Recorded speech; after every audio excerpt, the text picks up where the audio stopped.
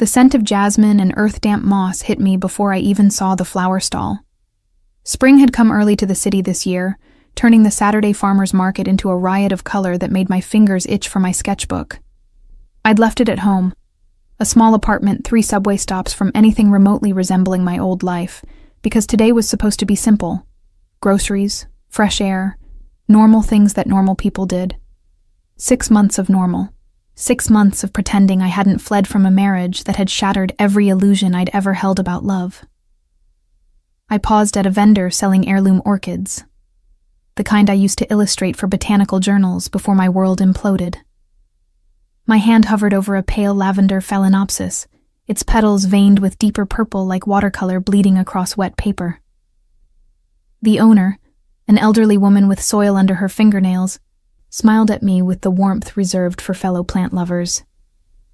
"Rare hybrid," she said in a voice roughened by decades of greenhouse work. "Temperamental, but worth the effort." Aren't they all, I thought, but didn't say aloud. The market stretched along 3 blocks of closed-off street, vendors hawking everything from organic honey to hand-forged knives. Crowds moved in lazy currents around me, families with strollers, couples holding hands, elderly men debating the merits of various tomato varieties. I let myself blend into the anonymity of it. Just another woman in a long cardigan and jeans, her dark auburn hair pulled into a messy bun. The cardigan was doing its job, mostly. At 5 months, my pregnancy was becoming harder to hide. The swell of my abdomen pronounced enough that I'd stopped wearing anything fitted. Neve, my best friend, and the only person who knew the truth, had warned me that baggy clothes would only work for so long. "You can't hide forever, Willa," she'd said over coffee last week, using the nickname I'd adopted professionally. He's going to find out eventually. But eventually wasn't today. Eventually was some distant future problem I'd deal with when forced to. I moved on from the orchid vendor, weaving through the crowd with the ease of someone who'd spent 6 months learning to be invisible. My old life. The penthouse overlooking the harbor, the gallery openings, the charity galas where I'd smile on Liam's arm while men in expensive suits discussed things I wasn't supposed to understand, felt like a fever dream now. That Saoirse had been young, naive, willfully blind to the truth about the man she'd married. This Willa knew better. I was examining a bunch of ranunculus, their paper-thin petals reminding me of the illustrations I needed to finish for the Museum of Natural History, when I felt it. That prickle of awareness that travels up your spine when someone's watching you. I'd learned to trust that instinct in the months since leaving. I turned slowly, scanning the crowd, and my heart stopped. He stood 20 feet away, frozen mid-step like a photograph. Liam O'Connor, my ex-husband, dressed in dark jeans and a charcoal Henley that did nothing to disguise the lean muscle beneath. His black hair was slightly longer than I remembered, curling at his collar. Those green eyes, the color of sea glass I'd once told him, were locked on me with an intensity that made it hard to breathe. For a moment, neither of us moved. The market noise faded to white static. All I could hear was my own pulse hammering in my ears. He looked different. Thinner, maybe. Tired. There were shadows under his eyes that hadn't been there before. And something in his expression I'd never seen during our marriage. Something that looked almost like pain. Then his gaze dropped. I watched the progression of his realization in slow motion. His eyes traveled from my face to my shoulders to the hand I'd instinctively pressed against my abdomen. The oversized cardigan suddenly felt transparent under his scrutiny. His face went white, then red, then settled into a careful blankness that I recognized from his business dealings, the mask he wore when processing information he didn't want others to see him processing. Saoirse. My real name on his lips, not the professional nickname. The Irish pronunciation he'd learned from my grandmother, soft and lilting. Saoirse, is that... I didn't wait for him to finish. Muscle memory took over. The same survival instinct that had driven me from our bed 6 months ago when I discovered the truth. I turned and ran. Well, ran was generous, waddled quickly. Pregnancy had many indignities, and athletic escape wasn't on the list of things it made easier. "Saoirse, wait!" His voice carried over the market din. I pushed through the crowd, my heart racing. Not here. Not now. Not like this. I'd imagined this confrontation 100 times in the sleepless hours of early pregnancy. What I'd say, how I'd explain, whether I'd tell him at all. None of those imagined scenarios involved a farmer's market and orchids, and my body already betraying the secret I'd kept. A hand caught my elbow, gentle but firm. I spun, ready to jerk away, but Liam had already released me, his hands raised in a gesture of peace. 2 men in dark suits flanked him at a respectful distance. Finn and another security guard whose name I'd never learned. Always the protection. Always the reminder of who he really was. "Please," Liam said, his voice low and urgent. "Just talk to me. 5 minutes. I have nothing to say to you." My voice came out steadier than I felt. "Then just listen." His eyes searched my face with desperate intensity. "Please, Saoirse. You owe me that much." The audacity of it sparked anger in my chest. "I don't owe you anything. We're divorced, remember? You signed the papers. Because you asked me to. Because you disappeared in the middle of the night with no explanation beyond a goddamn note saying you couldn't do this anymore." His composure was cracking. 6 months, Saoirse. 6 months of wondering if you were alive, if you were safe, if I'd done something. He stopped, jaw clenched. "And now you're here. Pregnant. With my child." It wasn't a question. "You don't know that," I said, hating how weak the lie sounded. His laugh was bitter. "Don't insult both of us. I know you, remember? Or I thought I did." His gaze dropped again to my abdomen. How far along? I wanted to lie. Wanted to claim it was someone else's. That I'd moved on. That the baby growing inside me had nothing to do with him. But I'd never been good at lying, and the timeline was too obvious anyway. 5 months, I admitted. I watched him do the math. 5 months pregnant meant conception around 6.5 months ago, which meant the last time we'd been together. The night before, I found the blood-stained shirt in his private office.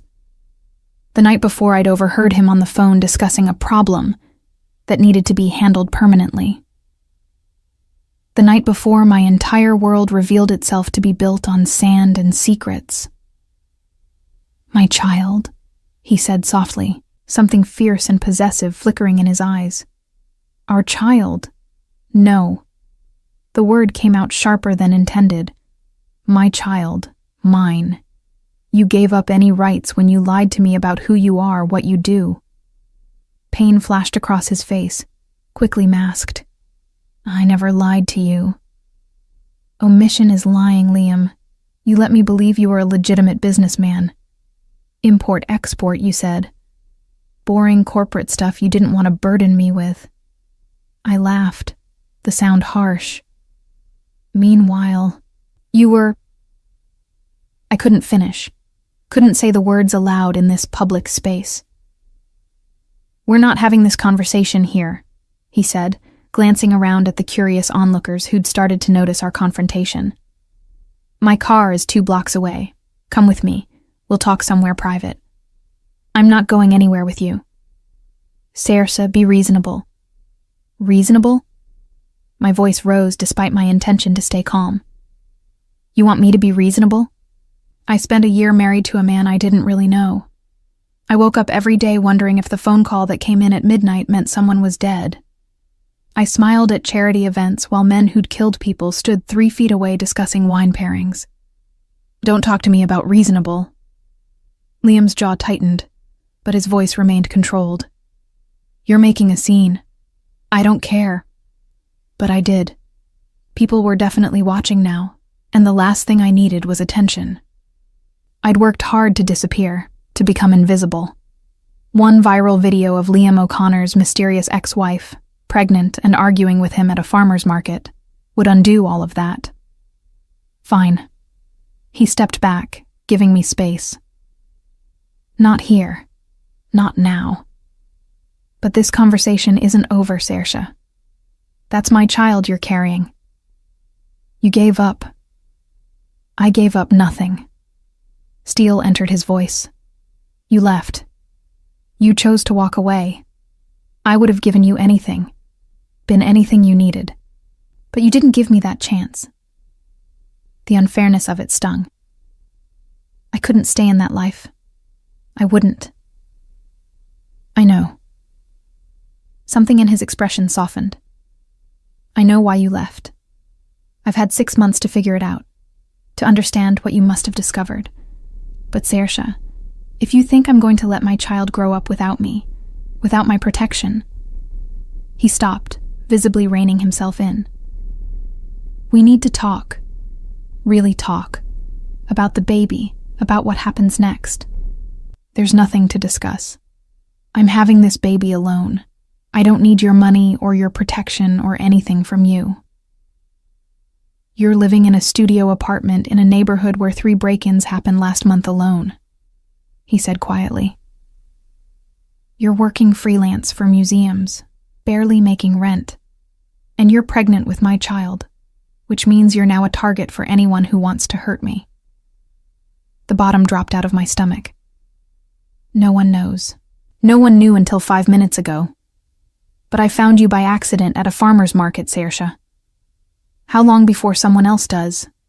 Before one of my enemies puts together who you are, where you went, and uses it against both of us? He was right. I hated that he was right. This isn't over, Liam said again, his voice dropping to something almost gentle. I'll give you space to think, but we will talk. Soon. And Saoirse? He waited until I met his eyes. I'm not letting you disappear again. Not this time.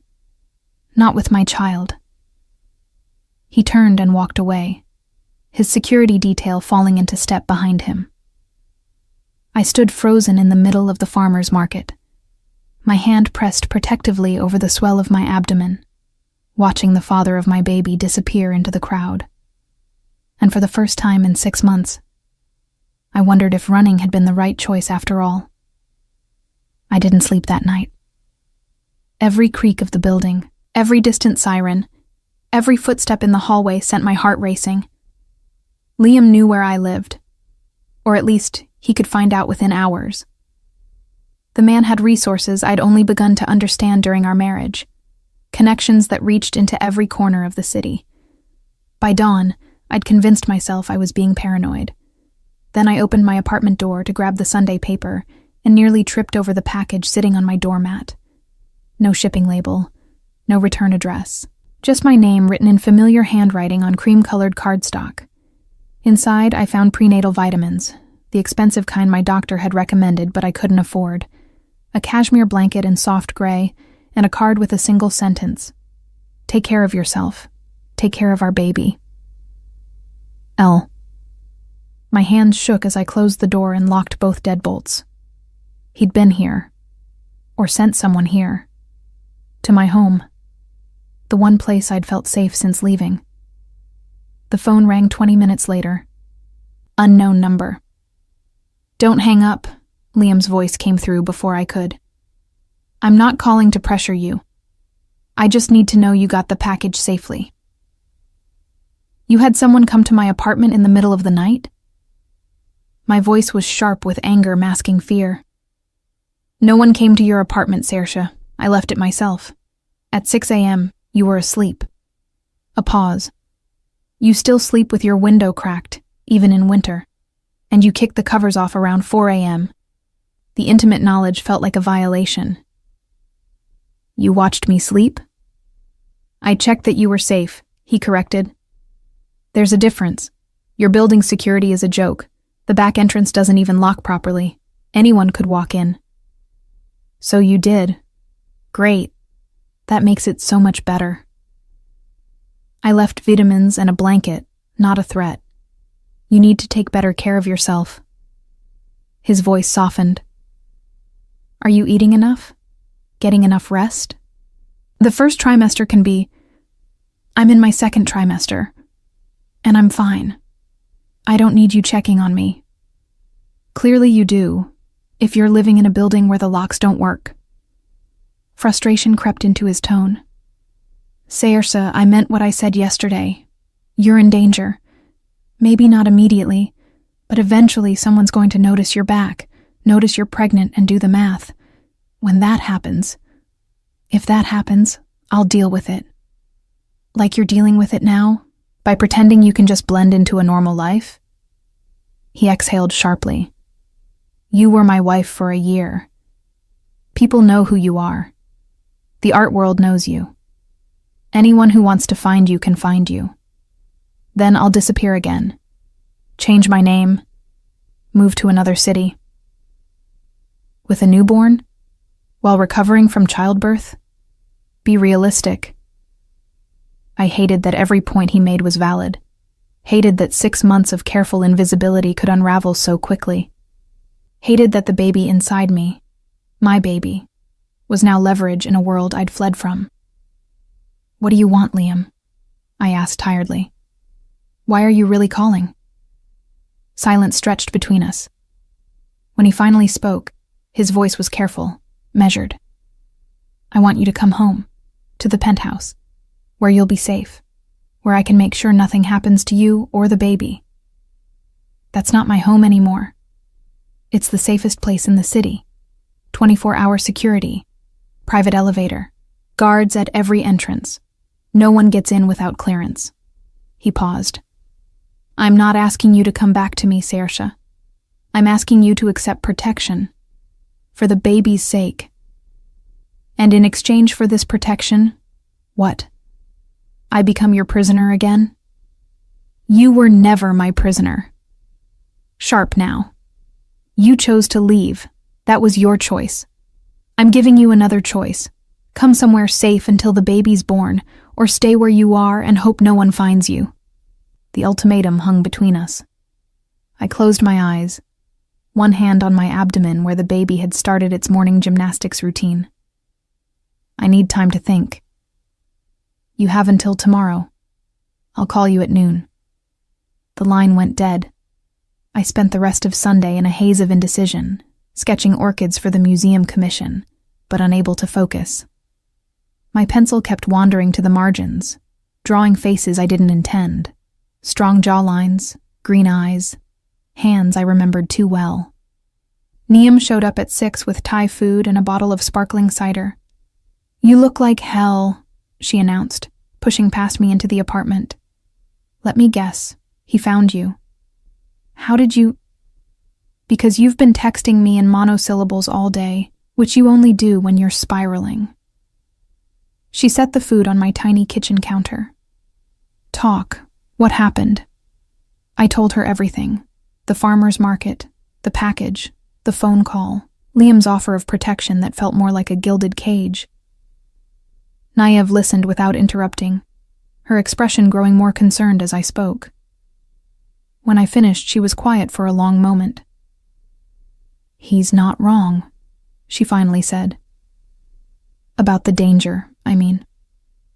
Whose side are you on? Yours, always yours. Which is why I'm telling you that pretending you can just raise this baby in obscurity isn't realistic. She reached across the table, squeezing my hand. Willa, I love you. But you're 6 months away from having a newborn. You're barely making rent now. What happens when you can't work for weeks? When you need childcare? I'll figure it out. How? You left everything behind.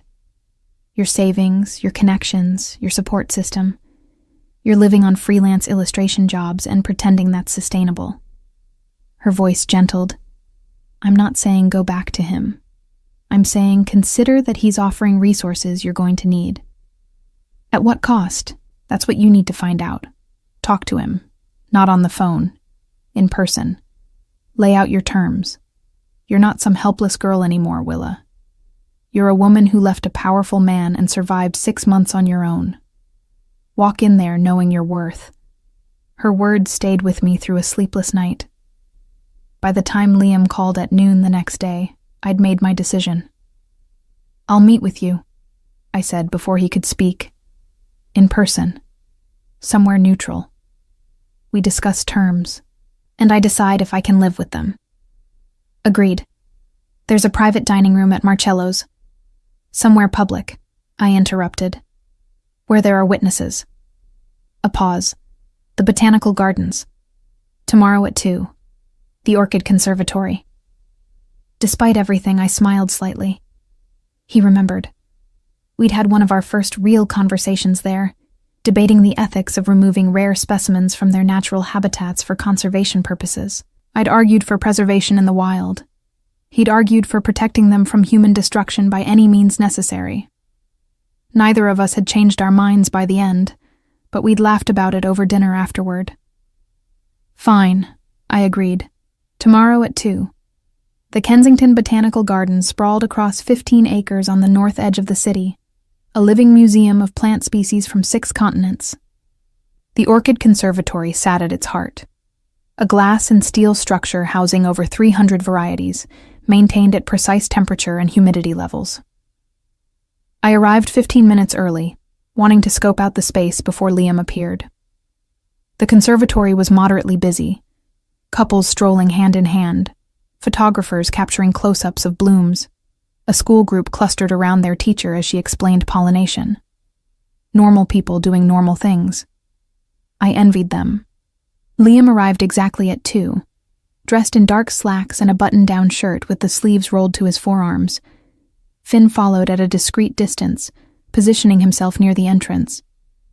My ex-husband's gaze found me immediately, tracking me as I stood beside a display of Cattleya orchids.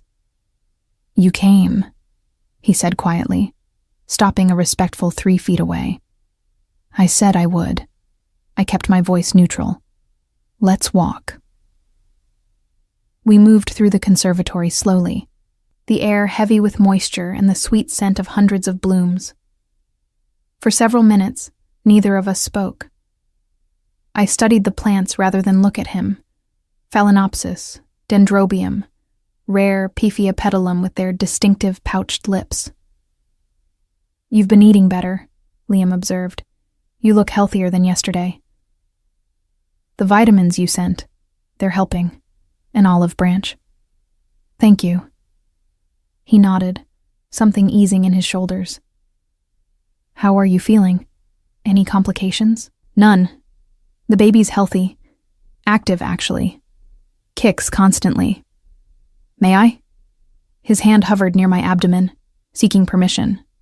I hesitated, then nodded. His palm settled gently over the swell where our child grew. Almost immediately, the baby kicked, a firm thump against his hand. Liam's expression transformed, a smile breaking across his face with such pure joy that something cracked in my chest. Strong, he murmured, takes after their mother. Or their stubborn father. His eyes met mine. I'm sorry, Saoirse, for everything you didn't know, everything I didn't tell you. Which part? The part where you run an organized crime syndicate?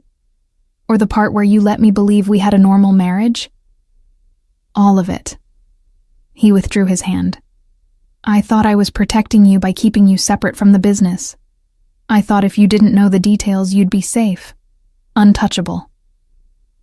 Instead, I was just blind. Yes. No excuses. You deserve the truth. I should have trusted you with it. We walked past a display of Vanda orchids, their roots exposed and hanging in air. Beautiful, but vulnerable. Why didn't you? I asked. Trust me, I mean. Liam was quiet for a long moment. Because everyone I've ever trusted with the whole truth has either betrayed me or gotten hurt. My father trusted his business partner. The man sold him out to the feds and disappeared with half the operation's funds. My sister trusted her fiancé with who we really were. He tried to use it against her, threatened to expose everything unless we paid him off. What happened to him? He learned that threatening an O'Connor has consequences. His voice was flat, emotionless. I didn't want that for you, Saoirse. I wanted you to be separate, clean, untouched by all of it. But I wasn't separate. I was your wife. I lived in that penthouse, attended those events, smiled at people who'd committed crimes. I just didn't know I was doing it. I know. He stopped walking, turning to face me fully. And now you do know. So here's what I'm offering. Move into the guest wing of the penthouse. Separate entrance, separate space. You won't see me unless you choose to. But you'll have security, medical care, anything you or the baby needs. For how long?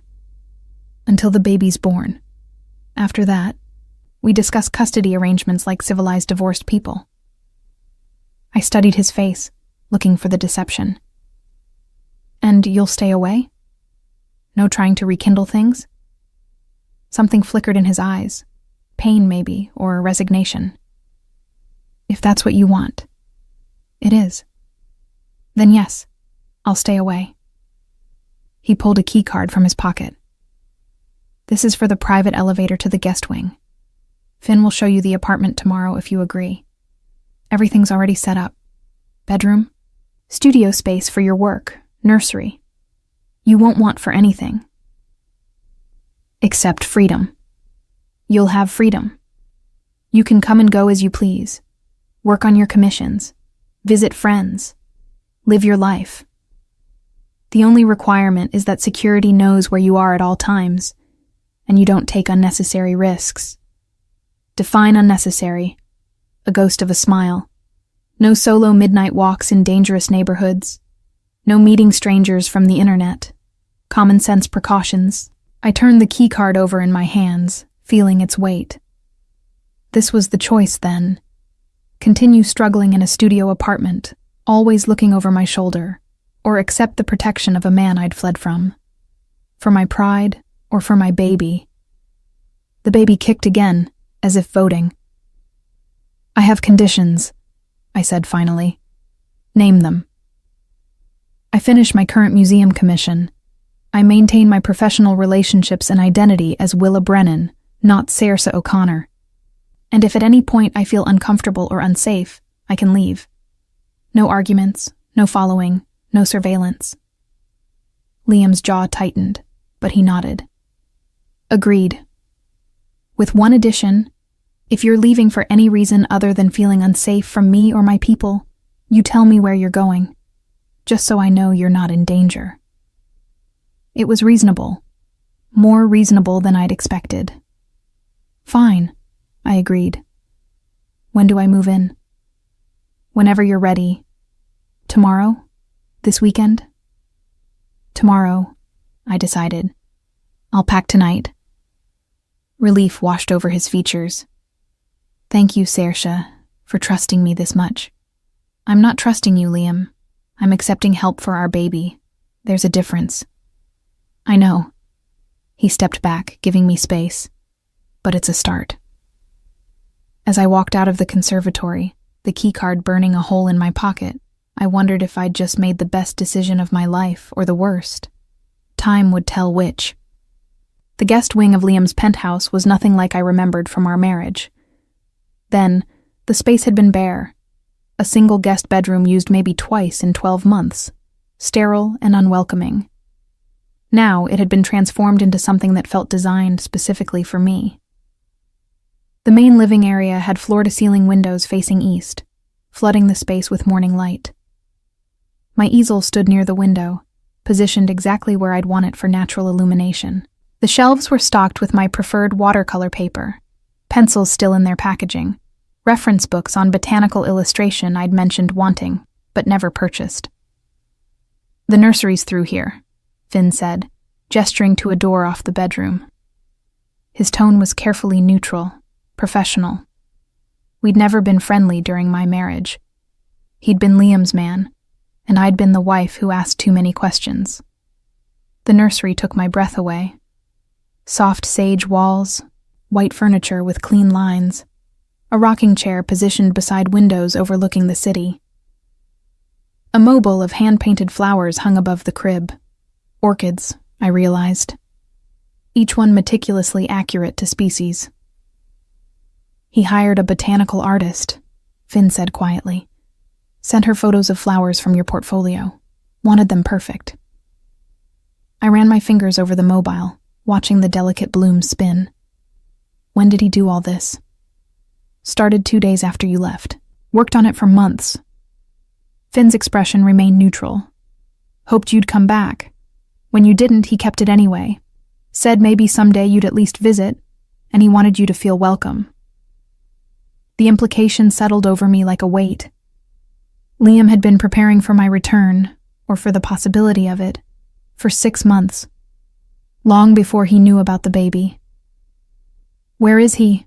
I asked. I expected him to be here. Business in Philadelphia. Won't be back until Friday.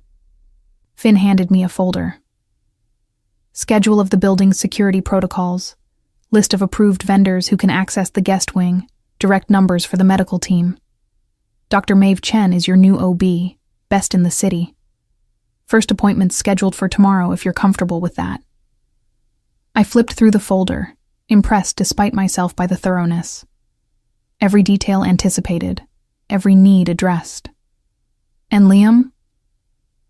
Has his own wing on the opposite side of the penthouse. You'll share the main common areas.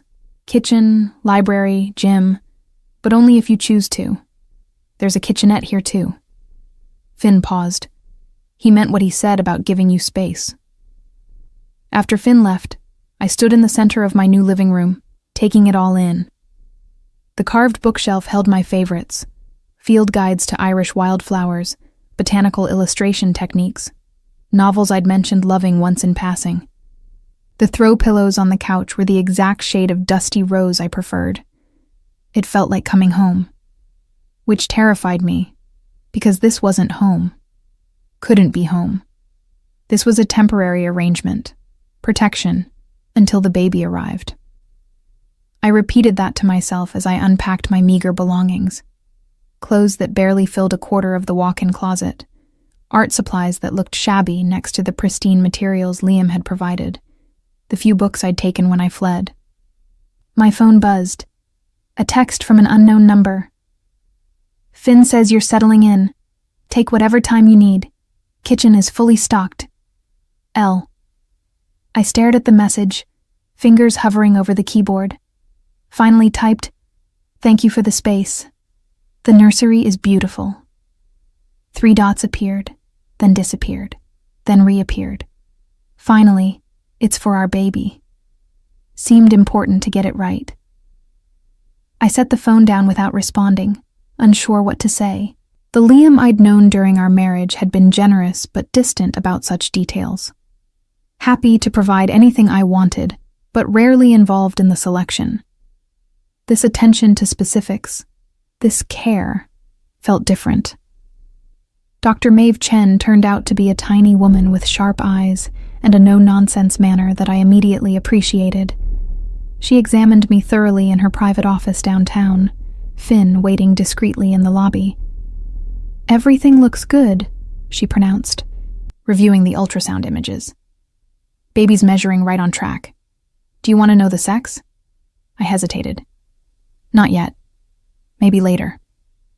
She nodded, making notes. "Any complications? Pain, bleeding, unusual symptoms?" "No, just tired a lot. And the baby kicks constantly." "That's good. Active is healthy." She set down her tablet, giving me her full attention.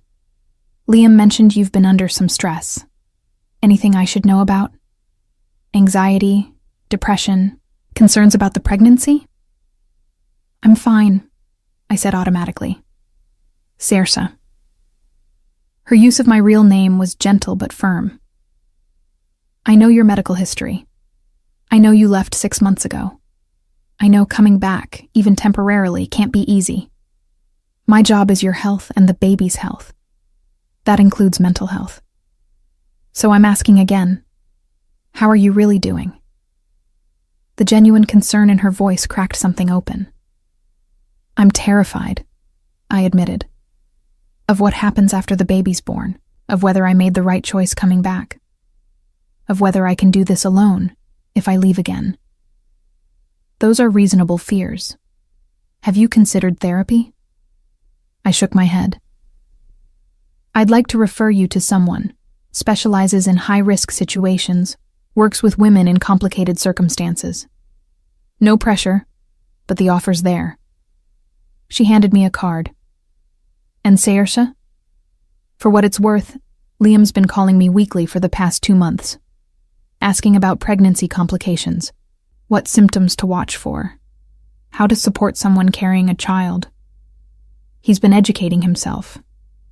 2 months? But he only found out about the baby 3 days ago. Dr. Chen's expression was carefully neutral. He didn't know it was his baby, but he knew you'd left, and he was worried you might be pregnant. Asked me to keep an eye out, contact him if you reached out for prenatal care through any of the networks he has access to. The implications of that settled over me. Liam had been searching, yes, but he'd also been preparing, just in case. Learning, trying to understand what I might be going through. Why are you telling me this? I asked. Because I think you deserve to know that the man asking you to stay is taking this seriously. Whether that changes anything for you is your business. But as your doctor, I want you to have all the information. I returned to the penthouse that evening to find a note slipped under my door. Dinner in the main kitchen at 7 if you're interested. No pressure. I almost ignored it. Almost stayed in my wing. Ate from the kitchenette. Maintained the separation. But curiosity, and the smell of something delicious wafting down the hallway, drew me out. Liam stood at the stove in the expansive kitchen, stirring something in a large pot. He'd changed from his usual suit into jeans and a dark blue Henley, his feet bare on the heated tile floor. He looked up when I entered, a careful smile crossing his face. You came. I was promised food. I kept my tone light. What are you making? Colcannon, your grandmother's recipe. He ladled the traditional Irish potato dish into bowls, the steam carrying the scent of butter, cabbage, and green onions. Figured it might help you feel more settled. I stared at the bowl he set in front of me, emotion tightening my throat. Gran's colcannon had been my comfort food growing up, the dish she'd make when I was sad or sick or overwhelmed. I'd mentioned it to Liam exactly once, early in our marriage, in passing. He'd remembered. Thank you, I said quietly, picking up my fork. We ate in silence for several minutes. Finally, Liam spoke. Dr. Chen says you're healthy. The baby, too. She told you about my appointment? Only the basics, medical privacy and all that. He took a drink of water. I appreciate you seeing her. I know switching doctors mid-pregnancy isn't ideal. She's good, thorough. I paused. She mentioned you've been researching pregnancy. A faint flush colored his cheeks. Seemed important to understand what you'd be going through. Even when you thought the baby might not be yours? Especially then. If you were pregnant and alone, I wanted to know what you'd need. What I could provide if you'd let me. His gaze met mine. I know you don't want to hear this, Saoirse, but I never stopped caring about you. Even after you left. Even when I didn't know where you were. You could have looked harder, found me sooner. I could have. I didn't. He set down his fork. You left a note asking for space, saying you needed to be away from the life. I gave you that. Kept tabs enough to know you were alive and safe, but I didn't intrude. Figured if you wanted to come back, you would. Until you found me at the farmer's market. That was chance, pure coincidence. I was there buying flowers for my sister's birthday. He smiled slightly. Ironic, isn't it? If I'd gone to any other market that day, we wouldn't be here. I'd still be hiding. He'd still be searching. And our baby would be born into a situation even more complicated than this one. Liam, I need to understand something. I pushed my empty bowl away. The life you lead, the business you run, it's dangerous. People get hurt. You've hurt people. How am I supposed to let our child grow up in that world? He was quiet for a long moment, his fingers drumming lightly on the table. A nervous habit I recognized from late-night business calls during our marriage. Fair question. Honest answer. I don't know yet. He looked at me directly. The business is what it is. It's my legacy, my responsibility. I can't just walk away. Too many people depend on it, and the vacuum would create chaos that'd be worse than what exists now. So our child grows up surrounded by criminals. Our child grows up surrounded by family, he corrected. Extended family that, yes, operates outside conventional law, but also family that protects its own, that values loyalty, that takes care of people the system has failed. That's a pretty way of describing organized crime. It's the truth as I see it. You want a different truth? Fine. Yes. I've done things that would send me to prison. Yes. People have gotten hurt, though I've worked damn hard to minimize casualties and avoid violence when possible. And yes, our child will grow up knowing all of that, understanding the moral complexity. He leaned forward. But they'll also grow up knowing their father loves them, that he chose to be part of their life, even when it would have been easier to let them go. Is that what you think I wanted? For you to let them go? I think you wanted freedom. From me. From the life. From everything that scared you about what you discovered. And I'm trying to give you that freedom while still being a father. It's a balance I'm figuring out as I go. I studied his face, looking for deception or manipulation. Found only exhaustion and something that looked like genuine hope. I want things in writing, I said finally. Custody arrangements, financial support, what happens if either of us wants to change the terms. Clear legal documentation. Already drafted. My lawyer will send it over tomorrow. He pulled a folder from the counter behind him. But here's the preliminary version. Read it, make changes, tell me what you need. I flipped through the pages, surprised by the generosity of the terms. Joint custody with primary residence flexibility. Full financial support regardless of whether we lived together. College funds, trust accounts, medical coverage. And a clause that caught my attention. In the event that Saoirse Brennan O'Connor chooses to reside separately, Liam O'Connor agrees to maintain appropriate distance, except for matters directly concerning the child's welfare. You actually put it in writing, I murmured. The promise to stay away. You asked for it. I'm giving it. He stood, collecting our empty bowls. But Saoirse, I hope you know that just because I'm promising space doesn't mean I've stopped wanting you back. It just means I'm willing to wait until you're ready. And if I'm never ready? Pain flickered across his face. Then I'll learn to live with that, for our baby's sake. Living with Liam, though not technically with him, settled into an unexpected rhythm over the following weeks. True to his word, he maintained distance. We'd cross paths in the shared kitchen some mornings, exchange polite greetings in the library when I came to browse his extensive collection of botanical texts, occasionally find ourselves in the gym at the same time. But he never pushed, never intruded, just existed in the same space with careful courtesy. It was driving me slowly insane.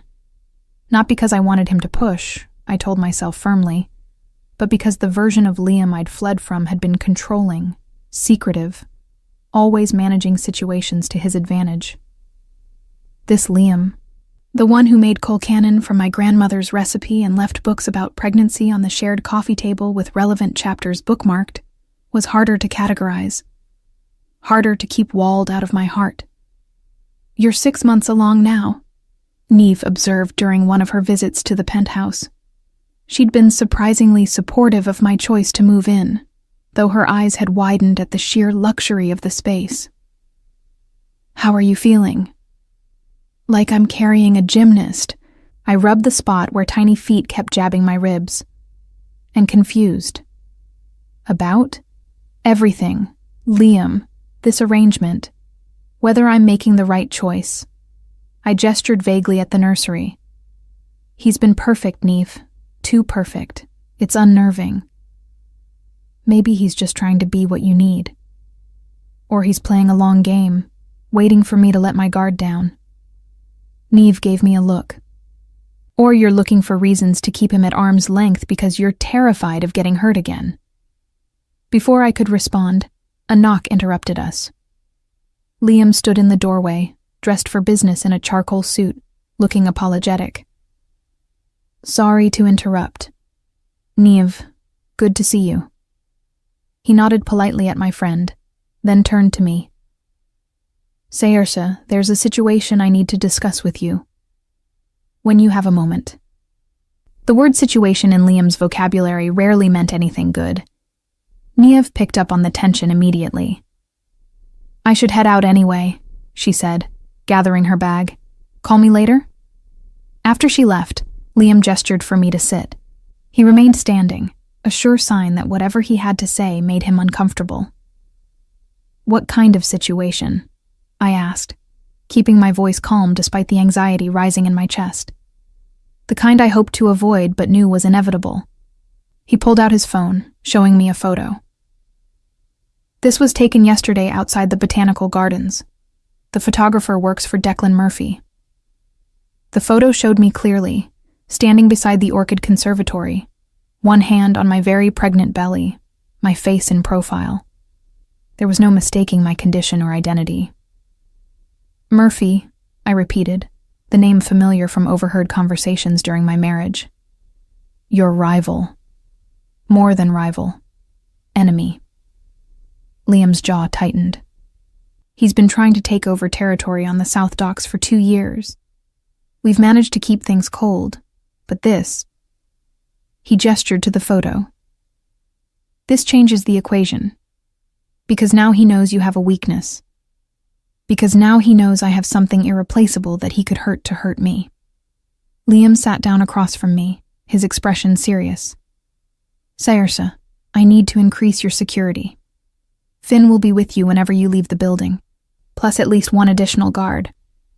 I'm also moving my office here to work from home more often. You're saying I'm a target. I'm saying you're my priority. And Murphy knows that now. He leaned forward.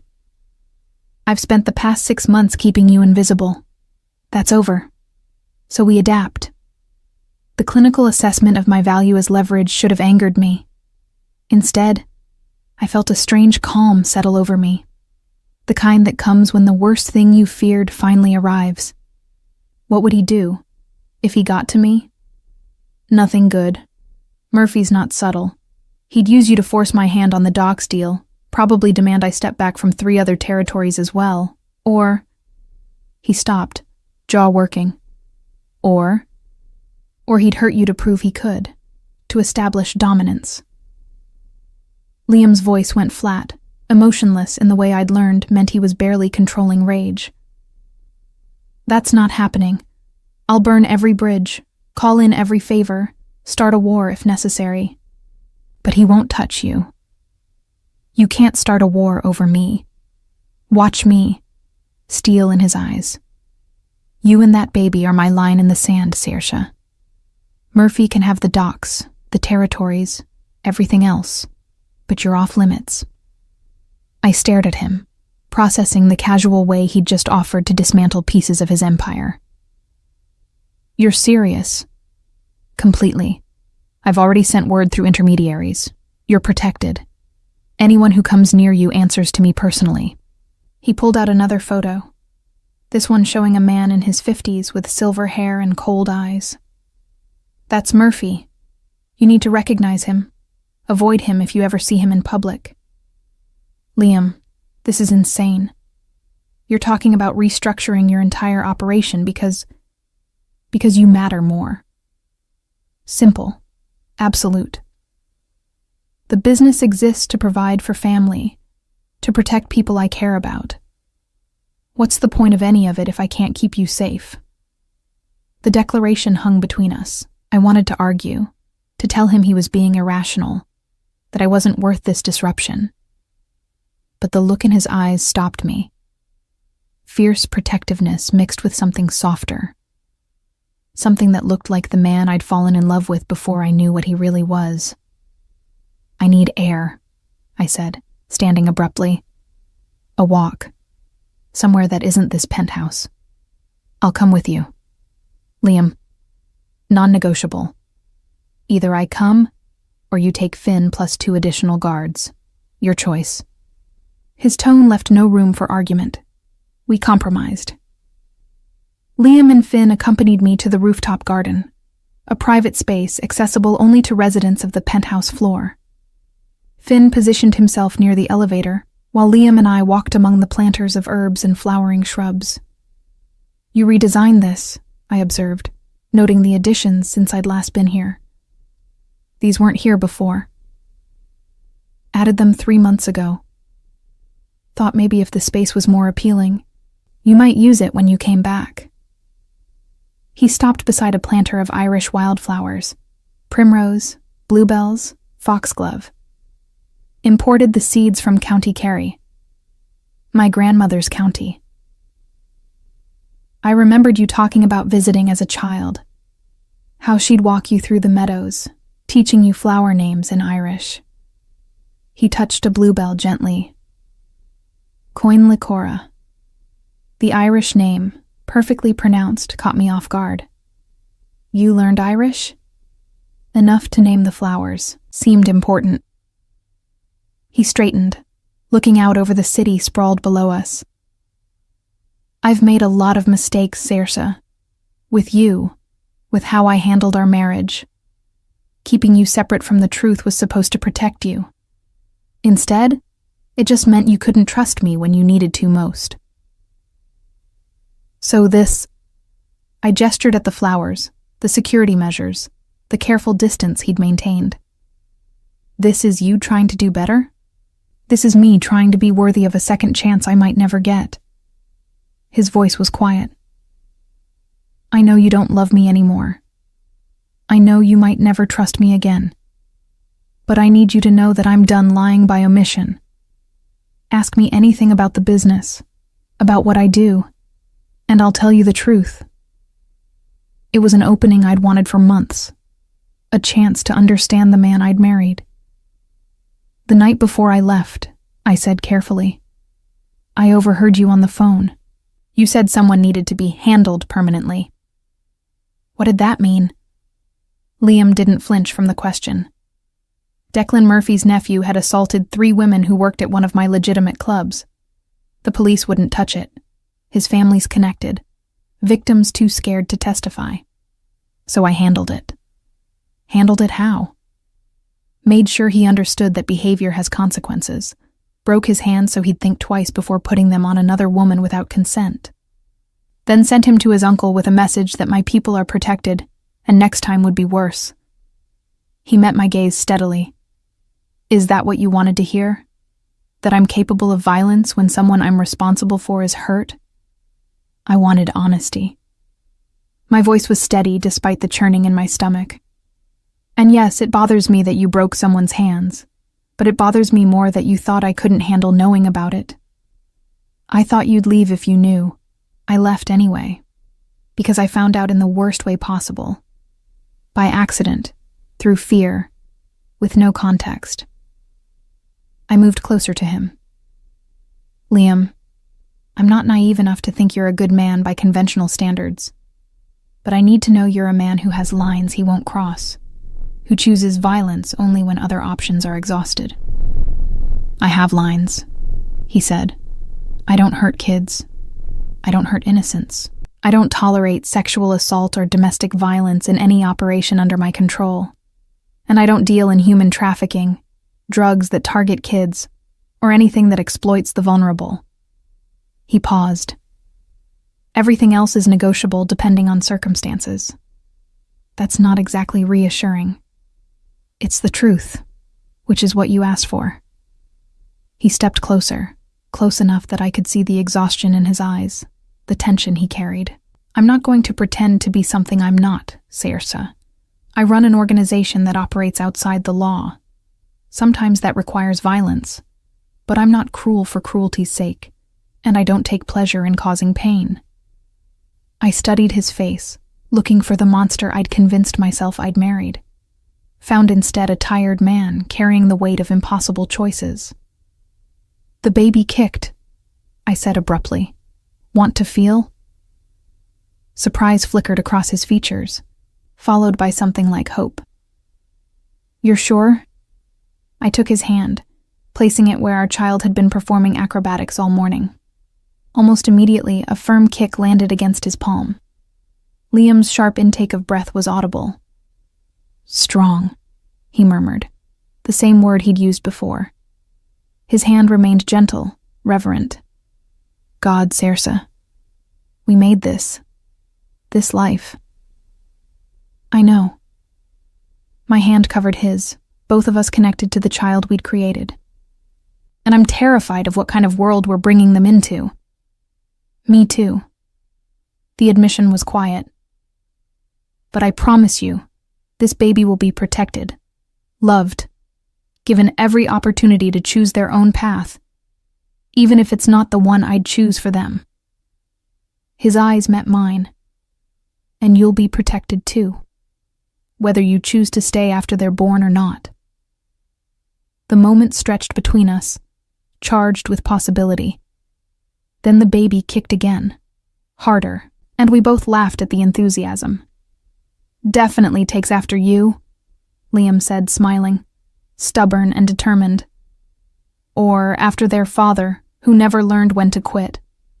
Guilty." He withdrew his hand reluctantly. "We should head inside. You've been on your feet too long." As we walked back toward the elevator, his hand hovering at the small of my back without quite touching, I realized something had shifted. The wall I'd built between us had developed a crack, not large enough to call trust, but enough to let through the possibility that maybe, just maybe, we could find our way to something real. Something built on truth instead of omission. On choice instead of fear. The baby kicked again, as if agreeing. Dr. Chen's office had become a sanctuary of sorts over the following weeks. Every appointment brought reassurance that the baby was healthy, growing perfectly, blissfully unaware of the complications surrounding their arrival into the world. 7 months, Dr. Chen said, reviewing my chart. "Everything looks good. How are you feeling?" "Like I'm smuggling a basketball," I admitted, "and sleeping is impossible. The baby's most active between midnight and 3 a.m. "Liam mentioned you've been having trouble sleeping." She made a note. "He called yesterday asking about safe sleep aids." "He calls you about me?" "About once a week. Always with good questions. Usually things he's researched himself and wants confirmation on." She smiled slightly. "It's unusual. Most fathers-to-be don't engage to this degree, especially in your situation." My situation. A polite euphemism for divorced woman living with ex-husband for protection while pregnant with his child. "He's been attentive," I acknowledged. "Sometimes overwhelmingly so." Overwhelmingly how? I thought about the past few weeks. How Liam had started working primarily from home, his office door always open if I needed anything. How he'd begun joining me for breakfast most mornings, comfortable silences over coffee and toast. How he'd installed a custom easel by the window when he noticed me complaining about back pain from my old one. "It's harder to hate him when he's being thoughtful," I said finally. Dr. Chen's expression was carefully neutral. "Do you want to hate him?" "It would be simpler." "Simpler isn't always better, especially not for co-parenting." She set down her tablet. "Saoirse, I'm going to speak as your doctor and as someone who's seen a lot of complicated situations. You don't have to forgive him for the past. You don't have to trust him completely. But you might want to consider that people can change, especially when properly motivated. And if he's just acting, playing a long game, then you'll figure it out. You're not the naive woman who married him anymore. You're stronger, more aware. Give yourself credit for that." I left the appointment thinking about her words. Was Liam playing a long game? Or was this really who he was when not hiding behind lies of omission? The question was answered partially when I returned to the penthouse to find chaos. Finn met me at the elevator, his usual calm replaced by tension. "Mrs. O'Connor, Saoirse, we have a situation. Liam's in his office handling it, but you should know." "What kind of situation?" "Murphy made a move. Hit one of our distribution centers this morning, grabbed 2 of our people." His jaw tightened. "He's demanding a meeting. Tonight." Cold washed through me. "Is anyone hurt?" "Not yet, but Murphy's making it clear he's got leverage." Finn hesitated. "He specifically mentioned you. Said he knows Liam's priorities have shifted." I pushed past him, heading toward Liam's office. Found him on the phone, his voice cold and controlled in a way that sent shivers down my spine. "Tell Murphy I'll meet him. Neutral location, my choice. And if either of those men is harmed before the meeting, the deal's off, and he gets war." He hung up, noticing me in the doorway. His expression immediately shifted to concern. "You shouldn't be here." Finn told me what happened. "This is because of me, isn't it? This is because Murphy's an opportunistic bastard who saw weakness and decided to exploit it." Liam stood, moving around the desk toward me. "This isn't your fault, Saoirse. But I'm the weakness he's exploiting." "You're not a weakness. You're—" He stopped, jaw working. "You're my priority. There's a difference." "Liam, you can't go to this meeting. It's obviously a trap." "I'm aware, which is why I'm taking precautions." He gestured to the detailed map spread across his desk, marked with routes and positions. "I've got 12 men positioned around the warehouse Murphy suggested. Finn will be with me, plus 4 others. We'll be covered. And if it's not enough, if Murphy—" I couldn't finish the thought. Liam's expression softened.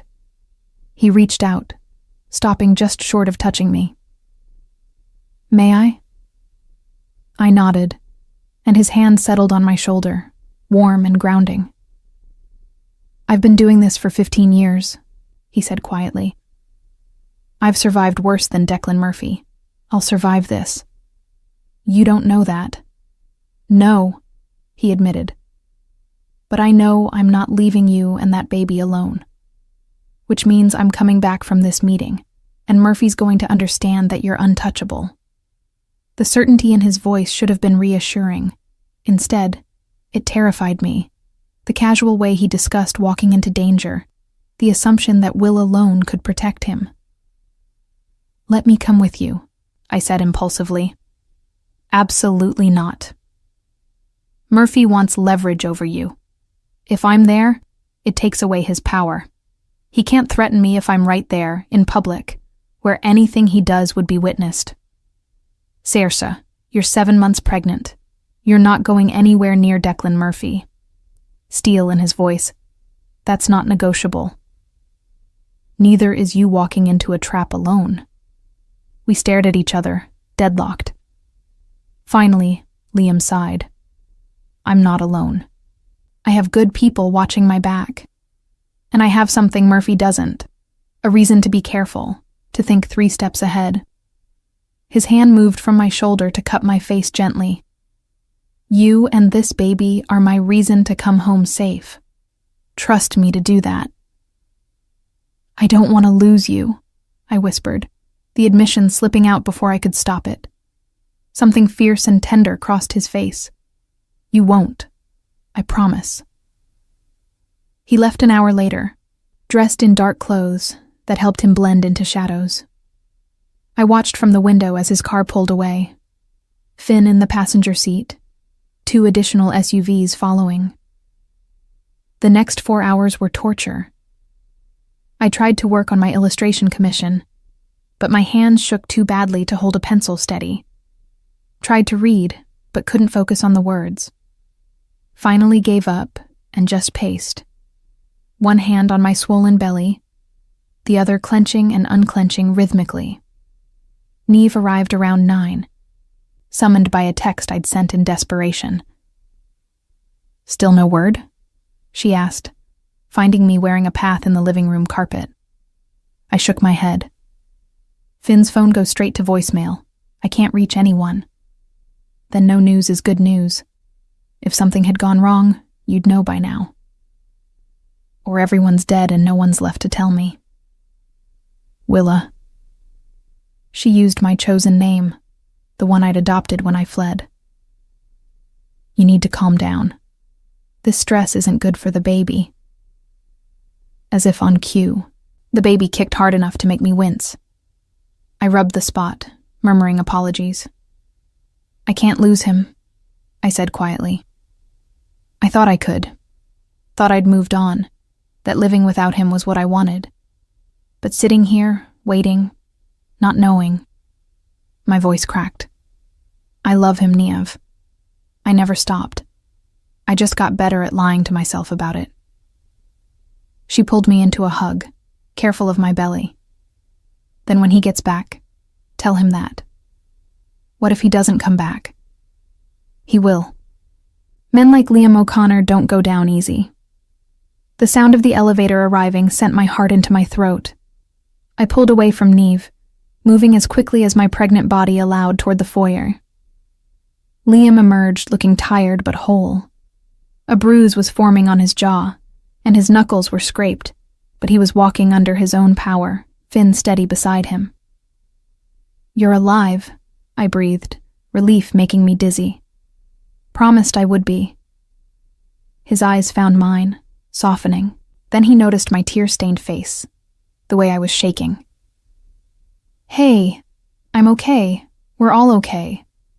I crossed to him, not caring about Finn or Niamh watching, and pressed my hand against his chest, feeling his heartbeat strong and steady beneath my palm.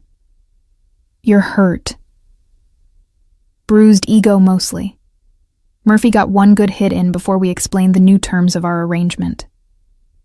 Liam's hand covered mine. Your hands are freezing. I was worried. I noticed. Something in his expression shifted, became more vulnerable. Serse, I need to tell you something.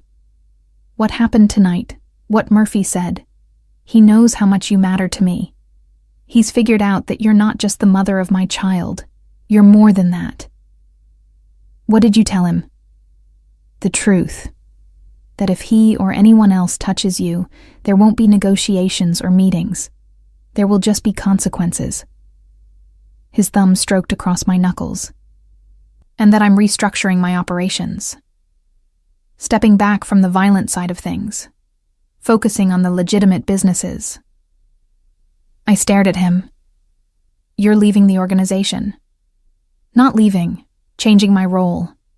I've spent 15 years building an empire, Saoirse. It's time to let others handle the day-to-day while I focus on what actually matters. Family, the legitimate operations, building something I'm not ashamed to pass down to our child. Because of me? Because of you. Because of them. His free hand moved to my belly. Because I'm tired of living in a world where the people I love are targets. So I'm changing that world, or at least my place in it. Finn cleared his throat. Boss, you should get cleaned up. I'll do the debrief tomorrow. After Finn and Niamh left, giving us privacy, Liam and I stood in the foyer, still touching, neither quite willing to move apart. You meant it? I asked. About restructuring everything? Every word. I've already started the process, promoting people I trust to handle enforcement and distribution, consolidating the legitimate holdings under one umbrella, creating distance between the illegal operations and family. He paused. It'll take time. Years, probably. But I'm done putting you in danger for the sake of business. Liam, you can't remake your entire life because of me. I'm not. I'm remaking it because I want a different future. One where my child doesn't grow up wondering if their father's going to come home from a meeting. Where my wife... He stopped, correcting himself. Where you don't have to be afraid. The word wife hung between us. I should have corrected him, reminded him we were divorced. Instead, I found myself asking, What if I want that future too? Hope flared in his eyes. Do you? I don't know yet, but I'm willing to consider it. I stepped back, needing space to think clearly. I need time, Liam. Time to see if this change is real. Time to trust that you mean what you're saying. How much time? Until the baby's born. Let's focus on being good co-parents first. Then we can discuss what comes after. It wasn't a commitment, but it wasn't a rejection either. And from the smile that crossed Liam's face, he understood that. I can work with that, he said softly. 2 months passed in a blur of doctor's appointments, nursery preparations, and the strange domesticity that had grown between us. Liam kept his word about restructuring. I watched him delegate, step back, choose different paths than he would have before. And I watched myself fall deeper in love with the man he was becoming. At 39 weeks pregnant, I was miserable. Swollen ankles, constant back pain, and a baby who seemed determined to use my ribs as a jungle gym made every day a trial. You're sure you don't want to know the sex? Dr. Chen asked during what would be my final appointment before labor. Last chance. I glanced at Liam, who'd accompanied me to every appointment for the past month. He shrugged. Your call. Surprise me, I decided. We've waited this long. That night I couldn't sleep. The baby was particularly active and something felt different. A low, persistent ache that might have been normal pregnancy discomfort, or might have been the beginning of labor. I found Liam in the library, reading a book about infant care by lamplight. He looked up as I entered, immediately concerned. Can't sleep? Can't get comfortable. The baby's doing gymnastics. I lowered myself carefully into the chair across from him. What are you reading? He showed me the cover, a guide to first-year development. Trying to make sure I know what I'm doing. Don't want to mess this up. You'll be a good father, I said with certainty. You're already halfway there. Only halfway? You haven't changed a diaper yet. That's when the real test begins. He laughed, setting the book aside. Fair point. Though I've been practicing with the doll Dr. Chen provided, I'm getting pretty good at the swaddle. We sat in comfortable silence, the kind we'd developed over months of cohabitation. Outside, the city glittered, still awake, still moving, while we existed in this quiet bubble. Liam, I said quietly, can I ask you something? Anything. Do you regret it? Restructuring everything? Stepping back from the organization? You built that empire. It's been your life's work. He considered the question carefully. I regret that it took losing you to realize what actually mattered. But I don't regret the choice itself. The empire's still there. It's just in better hands now. Hands that aren't mine, which is honestly a relief. You seem lighter, I observed. Less burdened. I am. Turns out when you're not constantly managing criminal operations and watching your back for rivals, you have more energy for things like reading baby books and learning to swaddle. He smiled. Shocking discovery. Another cramp hit, stronger than before. I winced, breathing through it. Saoirse? Liam was out of his chair in an instant. What's wrong? Nothing. Just Braxton Hicks, probably. But even as I said it, I felt a distinct pop, followed by wetness. I looked down at the puddle forming on Dr. Chen's very expensive chair. Oh. Oh. My water just broke.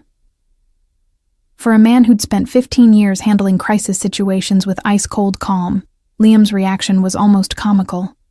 He went pale, then red, then started grabbing random items. A throw pillow, the baby book, my water glass. Okay.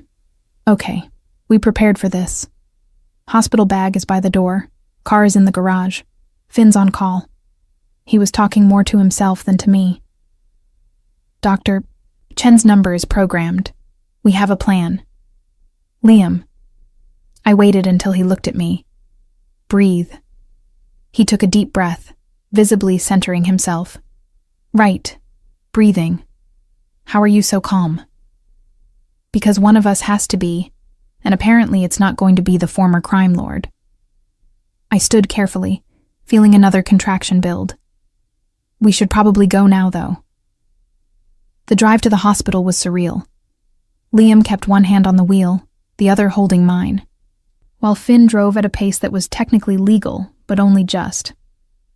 The contractions were coming regularly now, about 7 minutes apart, manageable but definitely real. You're doing great, Liam kept saying, his voice tight with tension. Just keep breathing. I am breathing. You're the one who looks like you might pass out. I'm fine. Another contraction hit. I squeezed his hand hard enough that he winced. Still fine? Totally fine. My hand doesn't need those bones. Despite the pain, I laughed.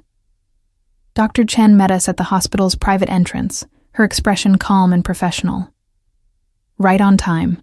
Let's get you settled. The next 12 hours were a blur of pain, exhaustion, and moments of surprising tenderness. Liam never left my side, holding my hand through contractions, wiping my forehead with cool cloths, murmuring encouragement when I was certain I couldn't do this anymore. You're the strongest person I know, he said during one particularly brutal contraction. You fled from me, built a new life, survived alone for months.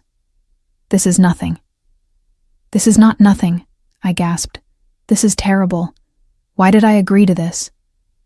Because you wanted our baby. Remind me of that when I'm screaming at you later. I'll make a note. At 3:47 a.m. After what felt like an eternity, Dr. Chen said the words I'd been desperate to hear. One more push. You're almost there. I pushed with everything I had left. And then finally the pressure released, replaced by a sound that made my heart stop and restart. A baby's cry, strong and indignant. It's a boy, Dr. Chen announced, placing the tiny, squirming bundle on my chest. Congratulations. A boy. Our son. I stared down at the tiny face, overwhelmed by love so fierce it stole my breath. He had Liam's dark hair and my nose, and his eyes were squeezed shut as he wailed his displeasure at being evicted from his comfortable home. Hey, little one, I murmured, tears streaming down my face. I'm your mom. I've been waiting so long to meet you. Liam stood beside me, one hand on my shoulder, the other gently touching our son's tiny fist. His face was wet with tears he didn't bother to hide. He's perfect, he whispered. Saoirse, he's absolutely perfect. After the medical team finished their checks and cleaned him up, a nurse placed our son in Liam's arms. I watched my ex-husband, the man who'd controlled a criminal empire with cold precision, hold our baby with such careful tenderness that something in my chest broke open. Hey, buddy, Liam said softly. I'm your dad, and I promise you, I'm going to do everything in my power to be worthy of that title. The baby's crying quieted, his tiny fist wrapping around Liam's finger with surprising strength. He knows you, I observed, exhausted but content. Of course he does. I've been talking to him for months. Liam looked up, meeting my eyes. Saoirse, thank you. For giving me this. For letting me be part of it. You are part of it. You're his father. I know. But you could have kept him from me. Could have run when you found out you were pregnant. Instead, you gave me a chance to be better. To be someone worthy of being his dad. He settled into the chair beside my bed, our son still cradled in his arms. I won't waste it. I watched them together, father and son, both with the same serious expression despite the baby being barely an hour old. Love and exhaustion made me reckless. Liam? I never stopped loving you. I was angry and scared and convinced I'd done the right thing by leaving. But I never stopped. He went very still. Saoirse, let me finish. I pushed myself up slightly, ignoring my body's protests. I'm not saying we go back to how things were. We can't. Too much has changed. But maybe we could try to build something new, something honest, something real. Are you sure? His voice was careful, hope warring with disbelief. You don't have to say this now. You just gave birth. Your hormones have nothing to do with this. I've been thinking about it for weeks. Watching you change, seeing you with the baby, realizing that the man I fell in love with is still there. Just more honest now. I reached for his hand. I want to try again, Liam. If you do. If I do? He laughed, the sound slightly wet. Saoirse, I've been waiting for you to say that since the day you left. Yes. God. Yes. We'll try. We'll build something better. Our son chose that moment to make a small sound of protest, reminding us that he was still there, still the center of both our worlds. What should we name him? Liam asked, looking down at the bundle in his arms. I'd thought about this for months, cycling through names, rejecting each one. But looking at him now, at the baby who'd brought us back together, who represented possibility and second chances, one name felt right. Cian, I said softly. It means ancient or enduring in Irish. My grandmother's father's name. Liam's smile was brilliant. Cian O'Connor. It's perfect. The private garden behind our new house, not the penthouse, somewhere smaller, more suited to family life, was filled with the people who mattered most. Neve and Dr. Chen stood together near the flower beds I'd designed, chatting quietly. Finn kept watch from a respectful distance, old habits dying hard. And in the center of it all, Liam knelt before our 2-year-old son, helping him toddle toward me with rings clutched in his chubby fists. Come on, buddy, Liam encouraged. Bring them to Mama. Cian laughed. His green eyes, exactly like his father's, sparkling with mischief as he stumbled forward. I caught him, lifting him up as he presented the rings with great ceremony. Good job, baby, I praised, kissing his dark curls. Liam stood, taking one ring from our son's hand and slipping it onto my finger. It was simple, white gold with a small emerald, nothing like the enormous diamond from our first wedding. Second time's the charm? He asked softly. Third time, technically. But yes. I took the other ring, sliding it onto his hand.